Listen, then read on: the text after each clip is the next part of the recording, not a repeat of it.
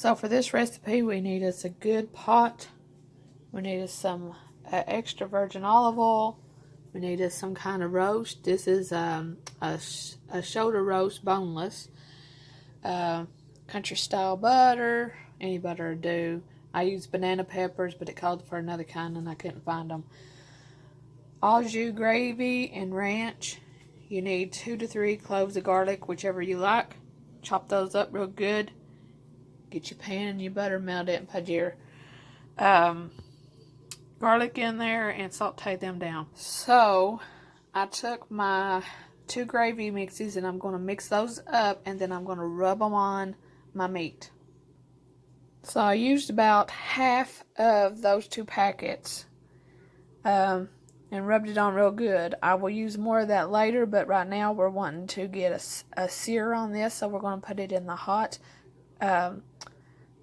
pan and get both sides brown real good. I added a good amount of olive oil in there, and I'm going to get my Dutch oven, or whatever you want to call this thing, up to a good hot heat. I'm able to touch it still, so I know it's not hot enough. And then we'll put the meat in there on each side and get it real brown and crisp. Alright, let's see if we got her. Yep, she's a doing her. So we're going to brown that on each side real good. Alright, I turned her over on the other side, and then we're going to get that side brown. Alright, I got both sides done the way I want to. Now I'm going to add the banana peppers on top, some more of the seasoning, and then I'm going to put it in the oven.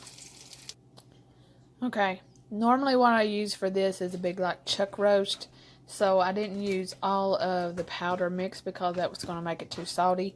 So just do it to your likings. If it was a big chuck roast, you'd use the whole thing. We're going to put a lid on it, and we'll cook it for at least 3 hours, and then we'll check it, turn it over maybe.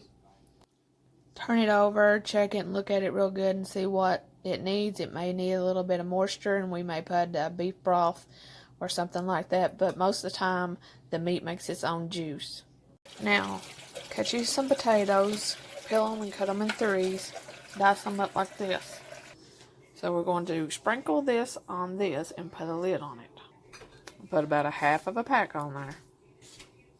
You can do this in a Ziploc bag too, but I didn't have one. After you sprinkle her with some goodness on there, you shake the devil out of it.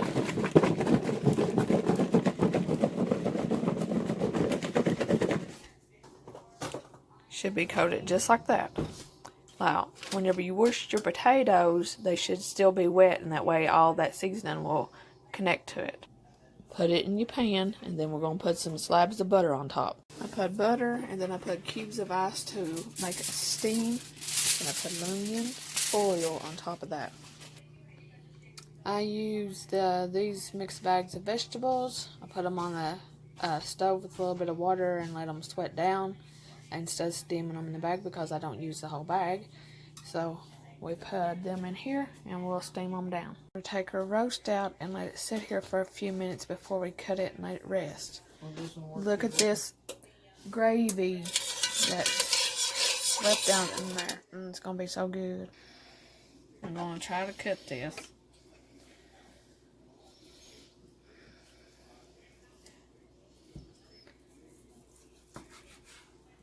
Now, I like my meat done good. I don't like it red in the middle. But it is just past the red stage. Now, if you was going to do this same seasoning, but with a rump roast, you do it in a crock pot for 6 hours, and it's called a Mississippi roast. You can see that I've cooked this just about where it's falling apart. Now, the Mississippi roast will shred apart. Here and show you. Now, shoulders is a little bit tougher than a roast, but it's just on the other side of the pink, just outside the pink stage. And that is our shoulder. So I've tinted the meat until we get done with the rest of the food. I do not bake cornbread because I'm not a big bread eater, but this cornbread is mother's cornbread. And she puts meal and flour, powdered milk, water or milk, whichever one we have on hand, and bakes it in the oven.